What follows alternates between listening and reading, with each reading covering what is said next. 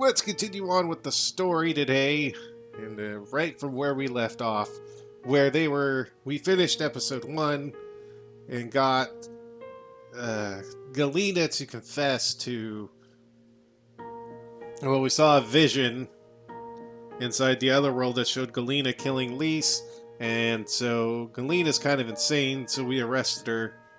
But now we're in 2019, where Aaliyah is questioning Zach about it, because she doesn't believe him, I don't think. Anyway, let's continue on. Did anyone else get a chance to hear Galena's confession? Only us. How did you even find that shack in the first place?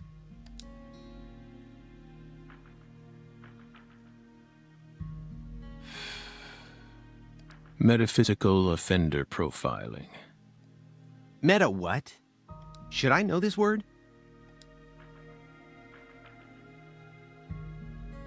Metaphysical offender profiling.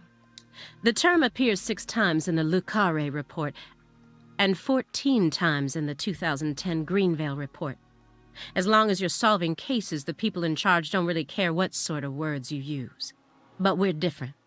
You utilized a highly abnormal method to instantly hone in on a suspect. Then you did it again and again. And every time you used it, one term kept appearing in your files. Metaphysical offender profiling. Mr. Morgan, would you mind explaining to us what this term means? We could try. But no matter what words we used, you'd never be able to understand. You see, it doesn't pertain to this side. Come, my fairy. Stop hiding back there and give them the explanation they so desire. What? You're too shy? Mr. Morgan? Mr. Morgan! Come on out. Don't be afraid. You can do it. It's okay. Is that all you have to say? Don't underestimate me, Morgan. I know you and the Clarksons share a deeper connection, much deeper than how it appears on the surface. I need to shake him with something else that's directly connected to the Clarksons. I'm gonna jog his memory by force. We're gonna jog it by force. What can I look at? I can't remember if I looked at any of this stuff. A stack of old letters. These must be the letters that he mentioned in the report. That dragonfly mark proves it.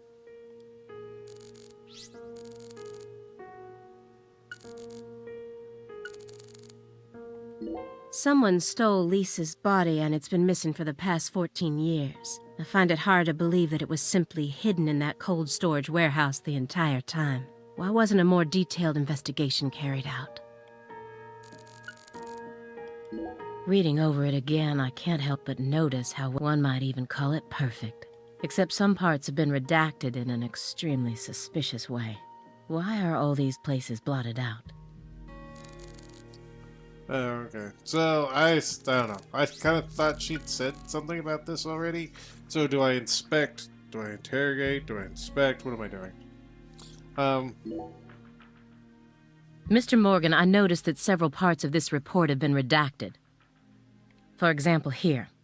One individual's name has been erased from the key figure list. Would you mind telling me why? Someone in charge must have thought it was unimportant. Or maybe even inappropriate. Why would they think that? How should we know? We've never understood what those people do. Well, I took the liberty of trying to restore what was taken out. Normal ink was used to blot it out, so I was able to recover part of it. Here's what it says. Sapling salesman. All the other redacted parts seem to be connected to this person, but I can't think of a single reason why this individual would need to be removed from the report. Why is he so untouchable? Oh, him. He's nothing. We were barking up the wrong tree. Meaning? No, he was the guy that actually did it all.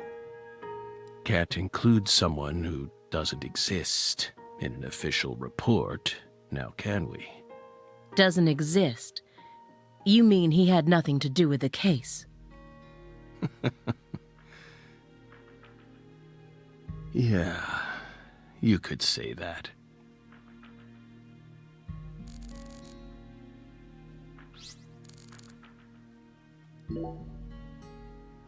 Those letters look very old. The postmark suggests they were sent out from Louisiana. And I suspect that dragonfly mark belongs to the Clarkson family. Maybe. So what if it does? A stalker has been harassing Patricia Clarkson for several years now. Did you know about this? Constant silent phone calls, unmarked letters. She also spotted a suspicious figure lurking near her mansion several times. And just last week, her employees spotted a strange figure lurking in the vicinity. The day someone else coincidentally used your alias and traveled to Louisiana. That's very intriguing. Aligned symbolism. Lise Clarkson also reported being harassed by a stalker just before she was murdered. You're aware of this, correct? Because I didn't find any mention of this in your report.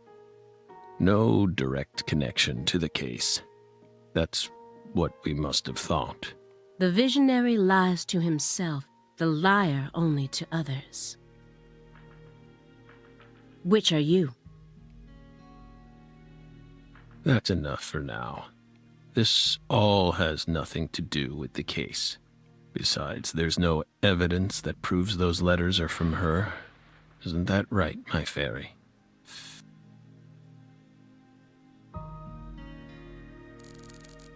Yeah, so I guess that wasn't what we needed to look at.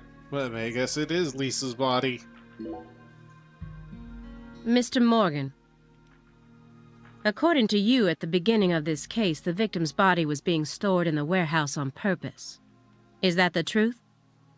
They really put her body there alongside food and other perishables? It's in the report. No. The report only says it was stored using the most effective and shockingly inhuman method possible. If you can think of a better phrase, we're all ears. The report isn't wrong, you know. In fact, that might actually be the most accurate way of describing it. It's precise, and it's also kinda poetic, you know?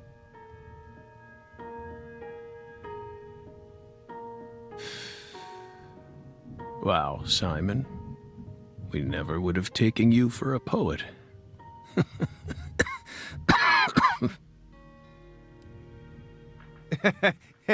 Right? You two think this is a joke? Lise Clarkson's body was discovered in that cold storage warehouse after 14 long years. If you'd only done a proper investigation, we probably would have found her much sooner. That poor girl. We still regret the fact that we never got to meet her. We're sorry, from the bottoms of our hearts. I only hope it didn't happen that way by design. Will you comfort me? Thank you, my fairy.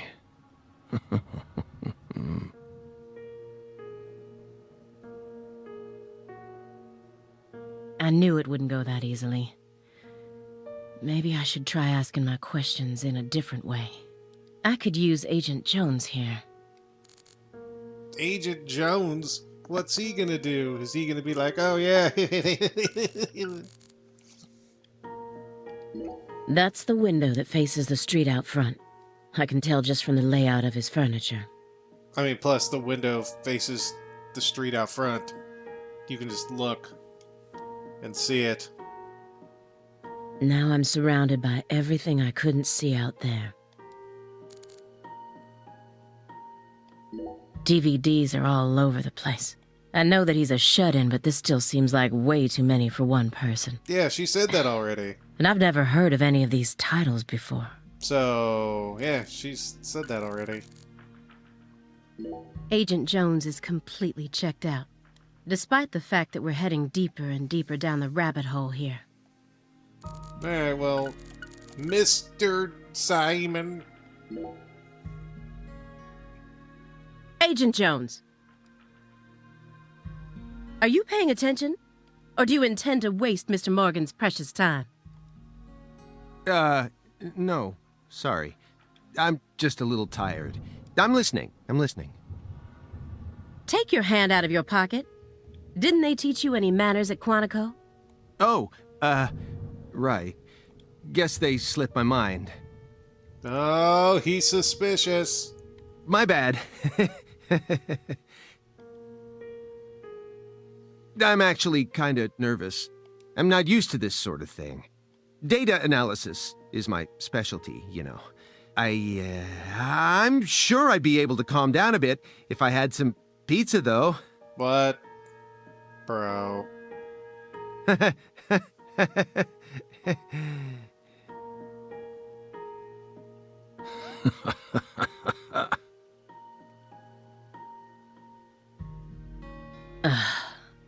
The FBI needs to do something about their lack of personnel. I'll have to ask the questions myself. But how should I start? Maybe I should look back over the files and calmly reassess the situation. So far, everything checks out with the report. But there were always some parts of the report that didn't make sense. He expects me to believe he just happened to solve a case this difficult while he was on vacation? And metaphysical offender profiling? I won't let him distract me with his fancy made-up words. After you arrested Galena Clarkson, you had a run-in with the Clarksons. At least that's what it says in the report. What exactly happened there? Just a simple run-in, that's all. Nothing but a single phenomenon.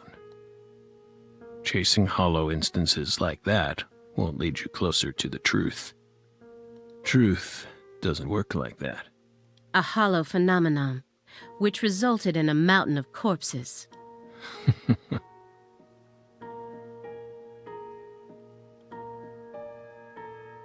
Oh, Belle. We think we finally understand what you're trying to say. But don't be so voracious. How about another cup of coffee? We've still got a long way to go, you know.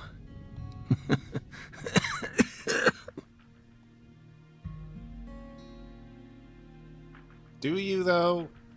It's like 2 more episodes. Yes.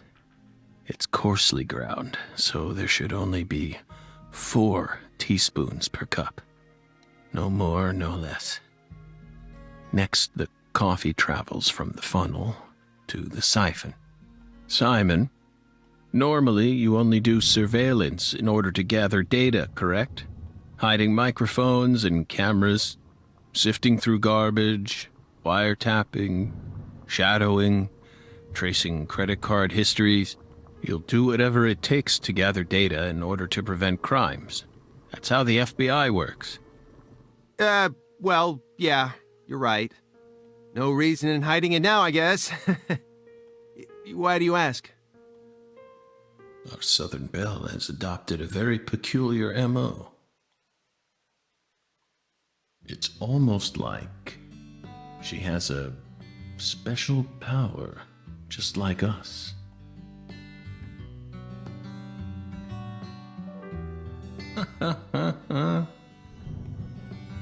You've been watching us this entire time, haven't you, Belle? From that window. I don't need to answer that question. You came here on New Year's Eve, then spent 49 hours watching us until you returned to your hotel room last night. You observed us the entire time without sleep or rest, and you only ate once, some pizza delivered by Simon. Aside from that, you never drank any water or relieved yourself. You simply sat there and continued to watch us.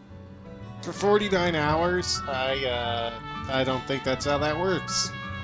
You have Visions, too, don't you? You came here solely to hear us talk, didn't you? But then, why bother watching us for over 2 days beforehand? You didn't come to talk with us. You came because you wanted to see this apartment with your own eyes, and because you're already convinced of something. Isn't that right? He who fights with monsters should see to it that he himself does not become a monster. And if you gaze long into an abyss, the abyss also gazes into you. But Oh, coffee.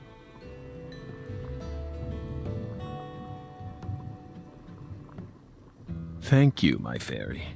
If you hadn't been paying attention, this coffee would have all gone to waste. The pus in our brains. It really has a way of interfering with our lives.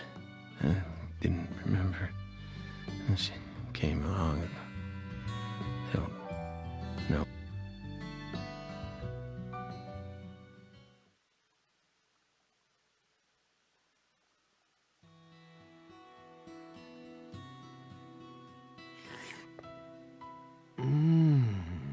Oh. What the Christ? This is friggin' delicious. I thought I was gonna shit myself for a second there. Whoa, buddy. Just tone it down a notch. Come on, Aaliyah, take a sip. Trust me. I'm not exaggerating here.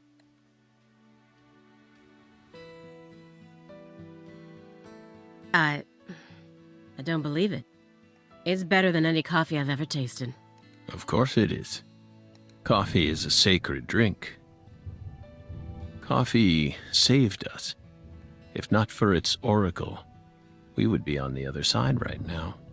So I never forget to pay my respects to coffee, especially at critical moments like this.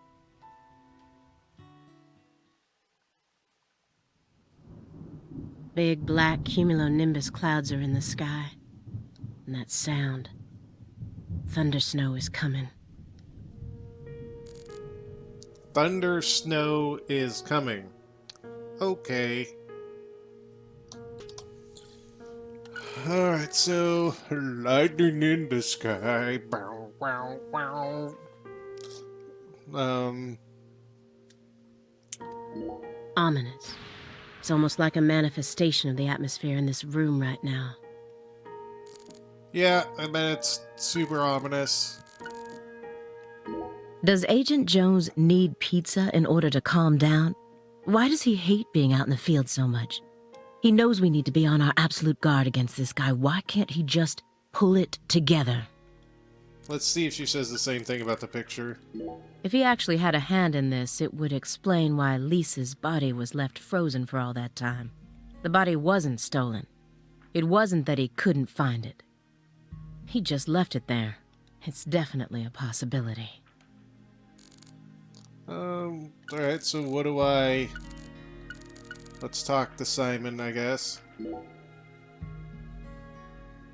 Come on, don't glare at me like that, Aaliyah. I told you I'm out of my element here, remember? This isn't the time or the place. Well, yeah, I know. I'm just really nervous. I mean, Morgan's a legend. And now he's right in front of us, and things are all tense. I'm sure it'd give any normal agent a stomachache.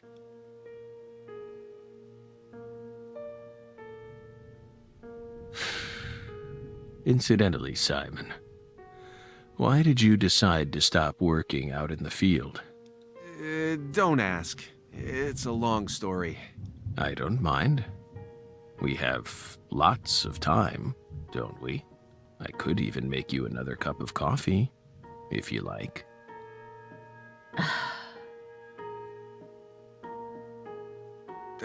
Fine then. I'll try to make it brief. See, I used to work out in the field. Even had my own partner.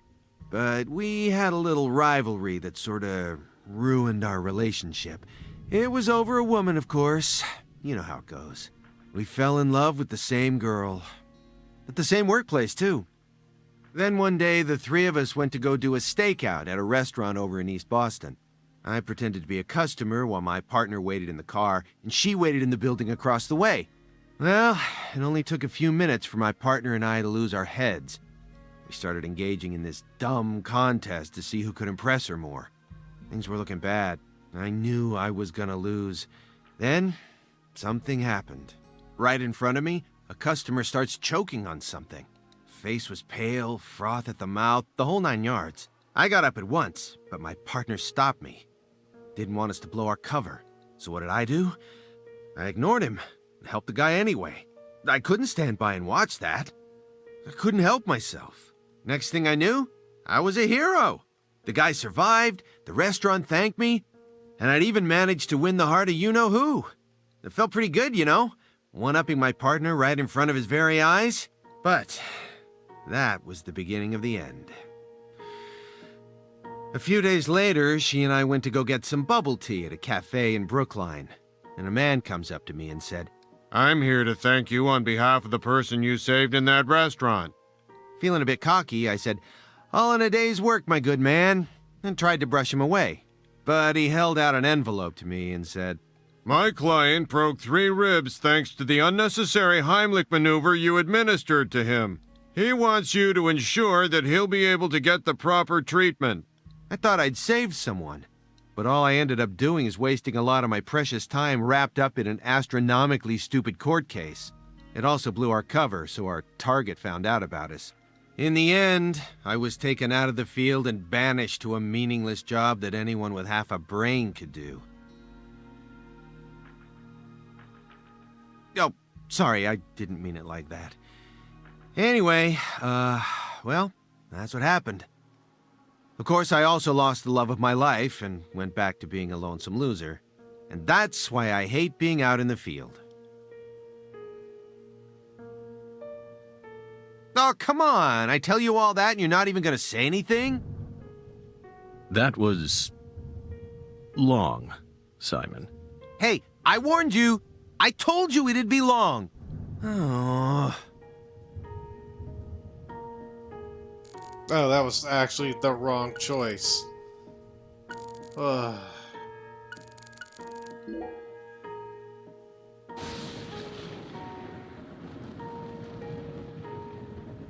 Do you hear that thunder?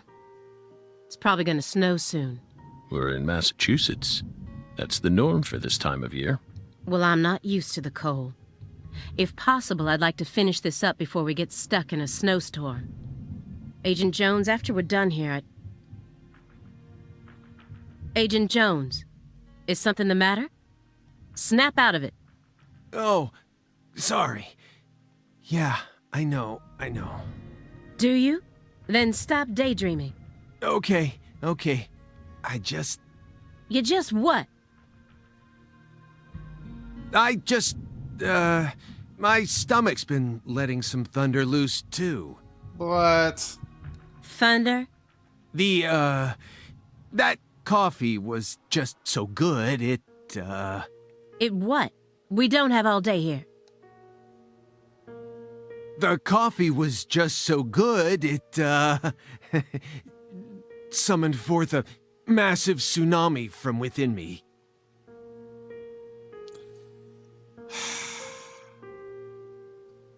Excuse me? What is wrong with you? Now is really not the time for this. Right door at the end of the hallway. Thanks, pal. Hold on. You can make it. We can do this. It's not very far.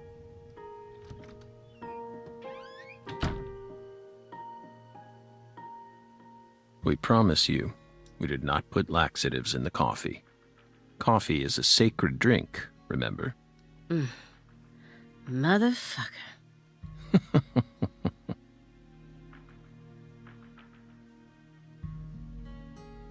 There's no doubt that the report omitted information linking Morgan to the Clarksons. I need to get him to confess. Oh, yeah. That reminds me. There's a secret weapon in Agent Jones's briefcase.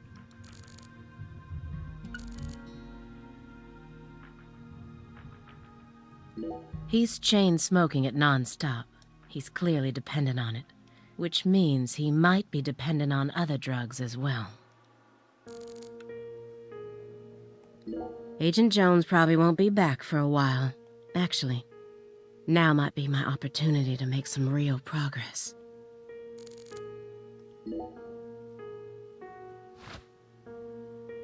Have you ever seen this before? And please, don't say no. Sang Rouge. The drug we once chased. What about it? Sang Rouge is still circulating. It's changed shape and its composition is slightly different now. But it's still very much alive. But only in a very limited part of Louisiana. You aren't surprised? Did you somehow know this would happen?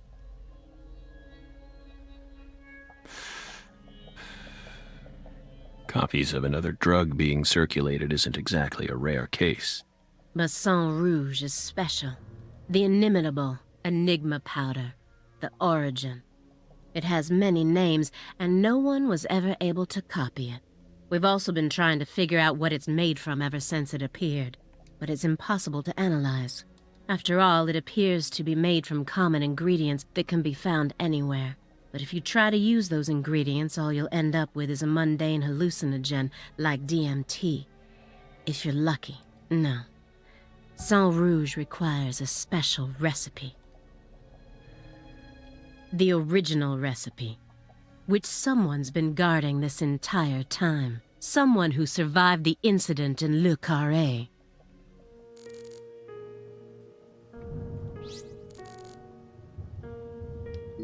He read these over and over again, like a prisoner rereading letters from his loved ones.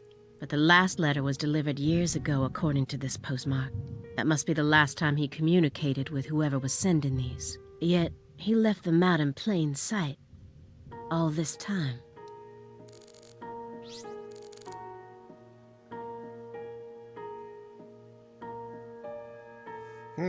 How do we go here? Immediately after they found Lisa's body, I went to go see Patricia. In order to interrogate her, of course. So you told us. But I was unable to meet with her. She refused to speak with you, didn't she? That's so like her. No. She didn't get the chance to. You see, she's gone missing. What? To put it more accurately, no one's seen her since the afternoon of the 28th. According to her employees, she shut herself up in her room for several months before she disappeared. But since that sort of thing happened often, they didn't think anything of it. On the morning of New Year's Eve, they noticed her window was open, and when they went up to check on her, she was gone. But no one knows how long her window had been open for.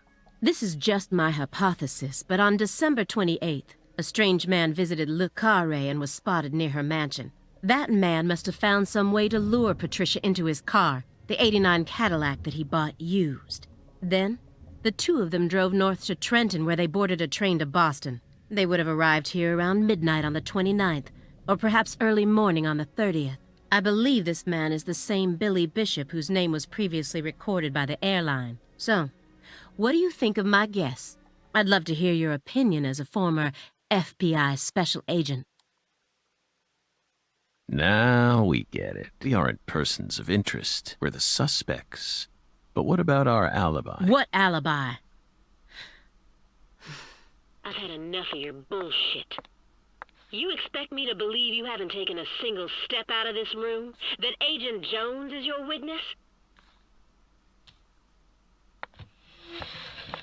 Surveillance cameras can easily be tampered with, especially by someone like you, who knows all about how the FBI works.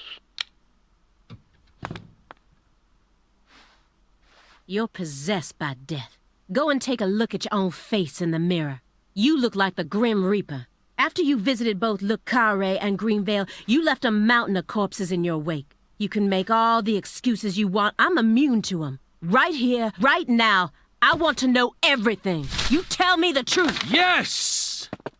You're good, Belle. Damn good. You're brimming with potential. Don't you think she's the perfect partner for our last dance? What do you say, my fairy? Don't you agree? She's good. So good. What do you want to know? We've got nothing to hide. Go on.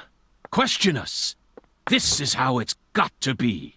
Doesn't this remind you of something? You know what I mean, my fairy.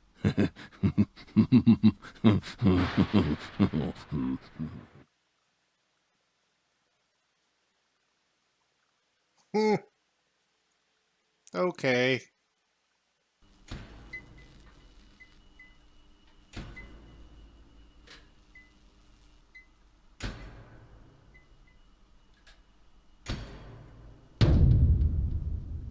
Son of a... How did this happen in my town?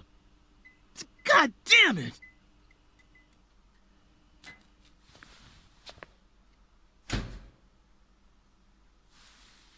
The head and limbs were severed and lined up, according to the lines that were drawn with her blood. Just like migratory birds flying systematically across the sky. Hey, Zach, what do you think this means? They're severed roots. Severed roots? This is the way the Clarksons kill someone when they want to cut 'em off from the family. And how do you know about this? Everyone in town knows about it. They're just too scared to talk. What does the V stand for, then? Beats me. What, you think I know everything now? Vilitatio. It means quarrel in Latin. That's what the V stands for. Latin. Intriguing, isn't it, Zach? There are no defense wounds on the corpse. In other words, Galena showed no signs of resistance when she was amputated. But, strangely enough, there are small traces of subcutaneous bleeding around the wounded areas. That's a vital reaction, which means she couldn't have been dead. You mean... Yes, that's right, Patty. Galena was amputated while she was still alive, and she never resisted. Is that even possible? It certainly isn't impossible. For example, if she was put to sleep with a drug, or if she desired the amputation herself. Why would she ever desire that? Mr. York, I'm sorry, but there ain't no way that could have happened. How can you be sure of that, Melvin? Our world contains phenomena that could never be explained with logic. This is especially true for phenomena in which humans are involved. Do you really think all the facets of love and hate can be explained with logic? Well, no, I don't reckon I do. Yeah, might be too early to rule out those possibilities, just like you say. Zach, now we truly know just how deeply the Clarksons are involved with it. Patty, how long does it take to reach the Clarkson estate? Just a short drive. You just gotta head west along the Mississippi. You can't miss it. Got it. Thank you, Patty. By the way, Melvin, no matter how accelerated Patty may be, don't you think she's still a bit too young to see something like this? For the record, I have no intent to instruct others on how to raise their children, but... Holy moly, you're right! Patricia, CLG! Come on, sweetie. Kids shouldn't have to see stuff like this. Daddy, it's too late now.